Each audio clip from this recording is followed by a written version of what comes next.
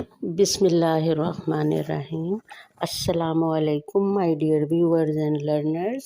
آئیے صدائے حق 02 کی جانب سے ہم اپنی دوسری حدیث کا آغاز کرتے ہیں۔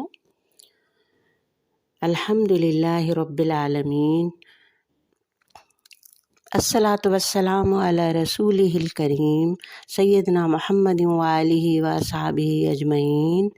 اعوذ باللہ من الشیطان الرجیم، بسم اللہ الرحمن الرحیم۔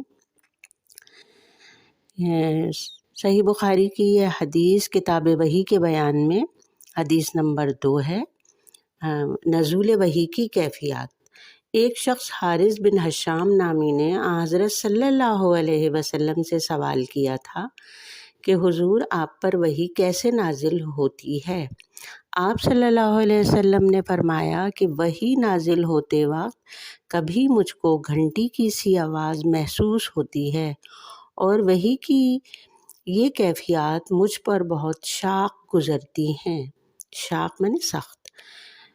جب یہ کیفیت ختم ہوتی ہے تو میرے دل و دماغ پر اس فرشتے کے ذریعے نازل شدہ وحی محفوظ ہو جاتی ہے، اور کسی وقت ایسا ہوتا ہے کہ فرشتہ بشکل انسان میرے پاس آتا ہے اور مجھ سے ہم کلام ہوتا ہے، بس میں اس کا کہا ہوا یاد رکھ لیتا ہوں۔ حضرت عائشہ رضی اللہ تعالیٰ عنہا فرماتی ہیں کہ میں نے سخت کڑاکے کی سردی میں حضرت صلی اللہ علیہ وسلم کو دیکھا ہے کہ آپ صلی اللہ علیہ وسلم پر وحی نازل ہوئی، اور جب اس کا سلسلہ موقوف ہوا، یعنی کہ جب رکا، جب وحی مکمل ہو گئی، تو آپ صلی اللہ علیہ وسلم کی پیشانی پسینے سے شرابور تھی۔ تو یہ ہماری آج کی حدیث تھی۔ اس حدیث کا مقصد اللہ تعالیٰ ہمیں سمجھنے، اس حدیث کو یاد کرنے، ذہن میں محفوظ رکھنے اور اس حدیث کا مقصد سمجھنے کی آئیے دعا کرتے ہیں کہ اللہ تعالیٰ ہمیں توفیق دے کہ اللہ تعالیٰ کے ہمارے پیارے نبی صلی اللہ علیہ وسلم اللہ تعالیٰ کے محبوب، اللہ تعالیٰ کے چنے ہوئے معصوم رسول، اور انہوں نے اس حدیث کے لیے پہلے تو اپنے اوپر لینے کی سختی برداشت کی۔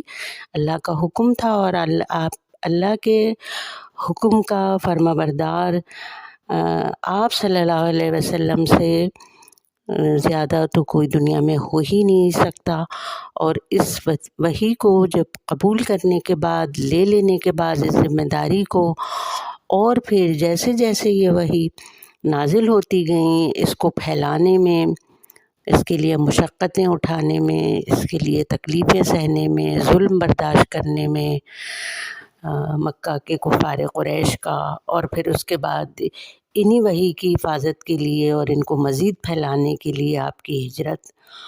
تو یہ تمام واقعات ہمیں ہمارے ایمان کو جگانے کے لیے بہت ہی ایمان افروز ہیں، اور ہمیں بار بار اس کو یاد کرتے رہنا چاہیے کہ ہمارے جس پیارے نبی صلی اللہ علیہ وسلم نے اللہ کے کلام کو، اللہ کے قرآن کو پھیلانے میں جو محنت کی اور جو اپنا فرض ادا کیا، ہمیں اس کو یاد کرنا چاہیے، اور ہمیں بھی اس کے لیے ضرور دن میں ایک وقت ضرور اس کو نکالنا چاہیے، اس کو اٹھا کے دیکھنے کا، یاد کرنے کا، اور اس کو دوسروں تک پہنچانے کا۔ تو آئیے اس عزم کے ساتھ، اس عہد کے ساتھ اس وحی کو بار بار پڑھتے ہیں اور آپ صلی اللہ علیہ وسلم پر درود بھیجتے ہیں۔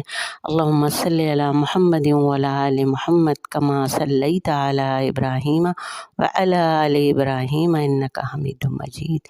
اللہم بارک علی محمد وعلی آل محمد کما بارکت علی ابراہیم وعلی آل ابراہیم انک حمید مجید۔ تو یہ آج کی حدیث تھی، ہمیں دعاؤں میں یاد رکھیے گا، چینل کو سبسکرائب کیجیے گا۔ حدیث اور یہ ویڈیو آپ کو پسند آئے تو ضرور اس کو لائک کیجیے گا، کمنٹ میں ہماری اصلاح کرتے رہیے گا، نئی تجاویز دیتے رہیے گا، اور اب آپ کون سی حدیث چاہتے ہیں ضرور اپنے کمنٹ میں رائے کا اظہار کیجیے، اور آپ کہاں سے سبسکرائبس اور لائک کر رہے ہیں ضرور کمنٹس میں بتائیے، تاکہ مجھے پتہ چلے کہ کہاں کہاں سے اس حدیث کو لوگ سن رہے ہیں، اور اس حدیث کے شائقین کہاں کہاں دنیا میں موجود ہیں، ضرور بتائیے گا۔